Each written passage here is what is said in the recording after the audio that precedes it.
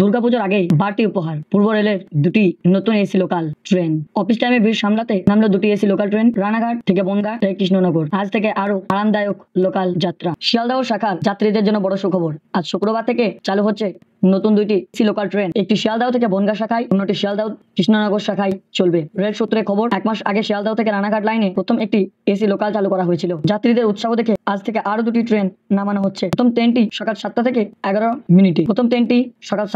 মিনিটে রানাঘাট থেকে ছাড়বে। সকাল 8টায় 52 মিনিটে পৌঁছাবে বনগাঁ। এরপর বনগাঁ থেকে ছেড়ে সকাল 9টা বেজে 37 মিনিটে ঢুকবে শিয়ালদহ স্টেশনে। সন্ধ্যাবেলায় 6টা বেজে 18 মিনিটে শিয়ালদহ থেকে ছাড়বে বনগাঁর দিকে। রাত 8টা বেজে 40 মিনিটে ট্রেনটি পৌঁছাবে রানাঘাট। এই ট্রেন থামবে বিধাননগর, দমদম, বারাসাত, হাবড়া, ঠাকুরনগর সহ বাছাই করা কয়েকটি স্টেশনে। অন্যদিকে শিয়ালদহ কৃষ্ণনগর এসি লোকাল ছাড়বে সকাল 9টা বেজে 48 মিনিটে শিয়ালদহ থেকে, পৌঁছাবে দুপুর 12টা বেজে 7 মিনিটে কৃষ্ণনগরে। ফের দুপুর 1টা বেজে 30 মিনিটে ছেড়ে বিকেলে 3টে বেজে 40 মিনিটে ফিরবে শিয়ালদহ। রেলের আশা, নবদ্বীপ থেকে মায়াপুরগামী যাত্রাদের কাছেও এই ট্রেন হবে বড় সুবিধাজনক, কারণ বহু মানুষ শিয়ালদহ থেকে রানাঘাটে হয়ে নবদ্বীপ যান।